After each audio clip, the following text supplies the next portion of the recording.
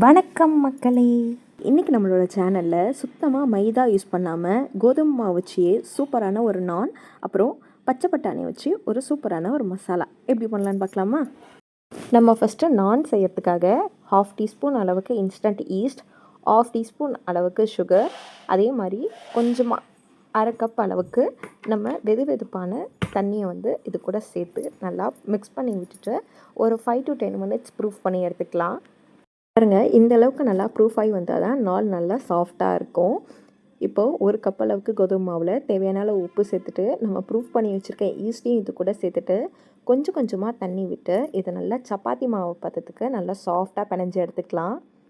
நல்லா சாஃப்டாக பிணைஞ்சதுக்கப்புறமா இது மேலே கொஞ்சமாக எண்ணெய் விட்டுட்டு மேலே நல்லா தடவி விட்டுட்டு இதை ஒரு 1/2 அன் ஹவருக்கு ரெஸ்ட் விட்டுடலாம். அப்போ தான் இது நல்லா ப்ரூஃப் ஆகி வரும். அப்போ தான் நான் நல்லா சாஃப்டாக சூப்பராக இருக்கும்.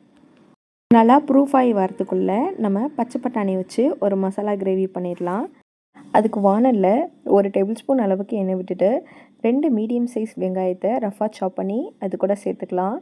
இது கூடவே 2 மீடியம் சைஸ் தக்காளியவும் ரஃபாக சாப் பண்ணி சேர்த்துட்டு இது கூடவே 4லேருந்து 5 போல் காஞ்ச மிளகா, அப்புறம் 2 பச்சை மிளகா. நீங்கள் பச்சை மிளகா சேர்க்க விருப்பம் இல்லைன்னா காஞ்ச மிளகா கூட சேர்த்துக்கலாம், அதுவும் உங்கள் இஷ்டம்தான். இது கூட ஒரு டேபிள் ஸ்பூன் அளவுக்கு தனியா, இது எல்லாத்தையும் சேர்த்து மிக்ஸ் பண்ணதுக்கப்புறமா ஒரு 10 மினிட்ஸ்க்கு லோ ஃப்ளேமில் வச்சு குக் பண்ணி எடுத்துக்கலாம். இப்போ இது 10 மினிட்ஸ் நல்லா குக் ஆகி வந்துடுச்சு. இப்போ பாருங்கள், இதை நான் நல்லா கிளறி காட்டுறேன் எந்தளவுக்கு நல்லா குக் ஆகி வந்திருக்குன்னு சொல்லிட்டு. இப்போ இந்த அளவுக்கு நல்லா குக் ஆனதுக்கப்புறமா இதில் ஒரு டேபிள் ஸ்பூன் அளவுக்கு இஞ்சி பூண்டு பேஸ்ட்டு நான் வீட்டில் அரைச்சது தான் சேர்த்துருக்கேன். நீங்கள் கடையில் வாங்கினதாக இருந்தாலும் சேர்த்துக்கலாம். சேர்த்து இது கூடவே நல்லா மிக்ஸ் பண்ணி விட்டுட்டு நல்லா ஆற வச்சதுக்கப்புறமா ஒரு திக் பேஸ்ட்டாக தண்ணி விட்டு அரைச்சி எடுத்துக்கலாம். அதே வானலில் ஒரு டேபிள் ஸ்பூன் அளவுக்கு எண்ணெய் விட்டுட்டு மீடியம் சைஸ் வெங்காயத்தில் பாதி அளவுக்கு நல்லா சாப் பண்ணி இது கூட சேர்த்துட்டு ஒரு கண்ணாடி பதம் வர அளவுக்கு நல்லா வதக்கி எடுத்துக்கலாம். இப்போ இது கண்ணாடி பதம் வந்ததுக்கப்புறமா நான் ஆல்ரெடி உரித்து வச்சு வாஷ் பண்ணி வச்சுருக்கிற பச்சை பட்டாணியை இது கூட சேர்த்துட்டு நல்லா மிக்ஸ் பண்ணி எடுத்துக்கலாம். பச்சை பட்டாணியை இது கூட நல்லா சேர்த்து மிக்ஸ் பண்ணதுக்கப்புறமா தேவையான அளவு உப்பு, கொஞ்சமாக மஞ்சத்தூள் போட்டு இதை நல்லா சேர்த்து மிக்ஸ் பண்ணி விட்டுக்கலாம்.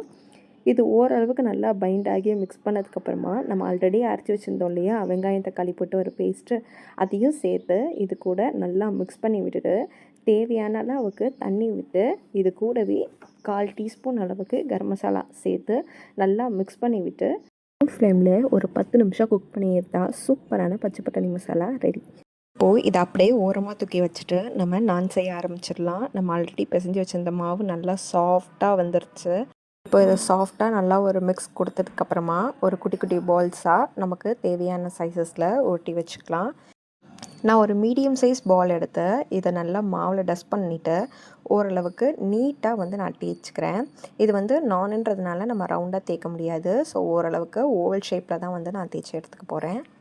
நான் கார்லிக் நான் பண்ண போகிறதுன்றதுனால கார்லிக்கை நல்லா ஃபைனாக சாப் பண்ணி எடுத்துக்கிட்டேன்.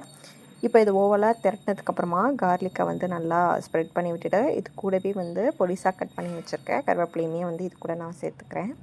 கருவேப்பிலைக்கு பதிலாக நீங்கள் கொத்தமல்லியுமே நீங்கள் சேர்த்துக்கலாம், அது நம்மளோட ஆப்ஷனல் தான். கார்லிக் நான் பண்ண விருப்பம் இல்லை அப்படின்னா நீங்கள் வெள்ளை கலர் எள்ளியுமே நீங்கள் இது கூட ஸ்ப்ரெட் பண்ணி விட்டுக்கலாம். இப்போது இதை அப்படியே எடுத்து நம்ம ஸ்ப்ரெட் பண்ணி வச்சுருக்கிற பக்கத்தை தோசைக்கல்லில் படுற மாதிரி போட்டு நல்லா குக் பண்ணி எடுத்துக்கலாம். சப்பாத்தி மாதிரி தான் இது. ஒரு 1 மினிட்க்கு நல்லா குக் பண்ணி எடுத்துக்கணும். 10 to 15 செகண்ட்ஸ்க்கு அப்படியே விட்டதுக்கப்புறமா நம்ம கொஞ்சமாக அப்படியே திருப்பி போட்டுக்கலாம். இப்போ பாருங்கள் எந்த அளவுக்கு நல்லா குக் ஆகி வந்திருக்குன்னு சொல்லிட்டு. இப்போது நம்ம ஆயிலோ இல்லை பட்டரோ அப்ளை பண்ணிக்கலாம். நான் கீ அப்ளை பண்ணியிருக்கேன்.